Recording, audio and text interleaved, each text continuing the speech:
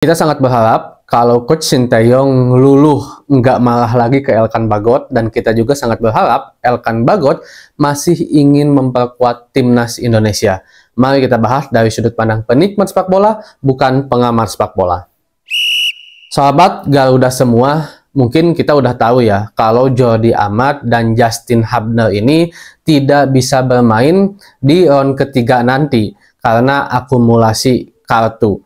Dan bisa dibilang kita agak sedikit krisis di lini belakang, walaupun kita tahu Sandy Walsh, Sain Fatinama itu bisa ditarik ke belakang menjadi seorang back murni gitu, 3 di belakang. Apalagi masih ada Jai Ijes dan Rizky Ridho juga gitu kan. Jadi penggantinya bisa dibilang masih oke lah ya, bisa dibilang seperti itu. Tapi memang di sisi lain untuk posisi Justin khususnya Justin Hubner, walau di situ ada Verdong, ada Sain Fatinama juga gitu kan, bahkan Pratama Arhan juga bisa di situ, Ridho juga digeser ke kiri bisa, di kanan diganti oleh Sandy Walsh, itu bisa juga. Kalau tengah kan Jordi Amat bisa dibilang penggantinya banyak, ya Ijaz bisa juga, Rizky Ridho bisa juga, jadi bisa digeser-geser lah gitu.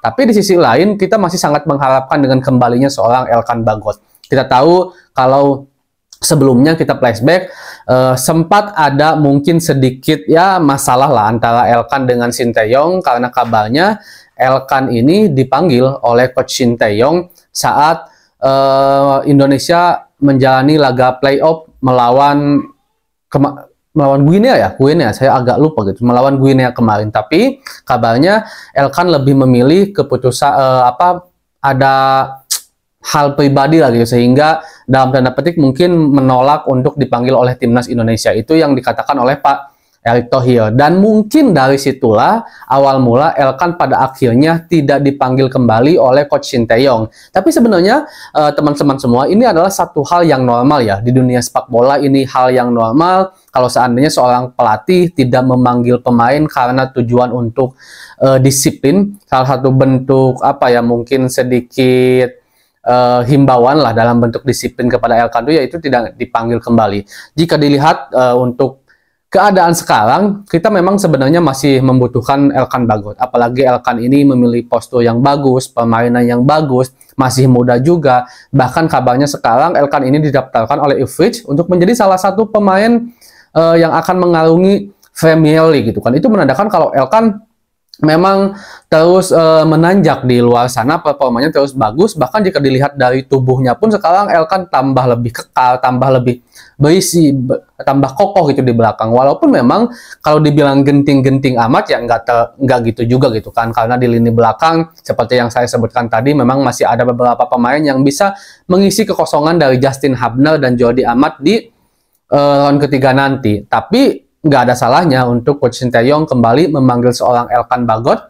Apalagi lawan-lawan kita adalah lawan-lawan yang memang memiliki kriteria permainan yang agak sedikit Eropa. Jadi kalau Saudi, Australia, Jepang itu walaupun dari Asia, tapi karakteristik bermainnya udah seperti Eropa lah, yang lebih mengedepankan permainan taktikal, passing-passing, penempatan posisi dibandingkan lari-lari yang seperti naluri atau filosofi sepak bola Asia banget, khususnya Indonesia dan Asia Tenggara. Itu kan sepak bola yang penuh akan lari gitu kan, memanfaatkan kecepatan. Tapi walaupun di Asia, Saudi, Australia, dan Jepang khususnya, mereka udah bermain lebih modern, lebih taktikal gitu kan.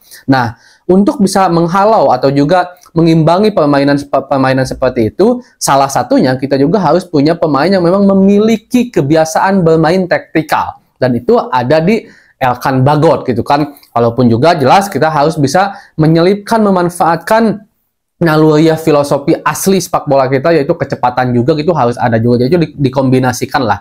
Nah, saya berharap di round ketiga nanti kita tunggu aja ya.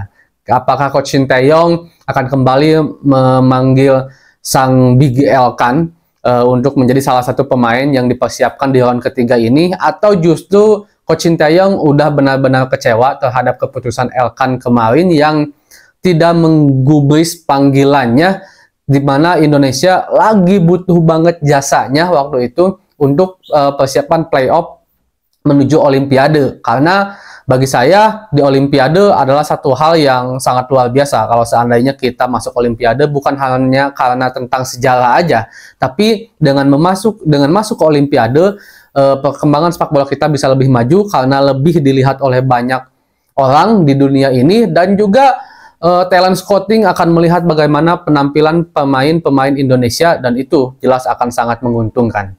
Assalamualaikum.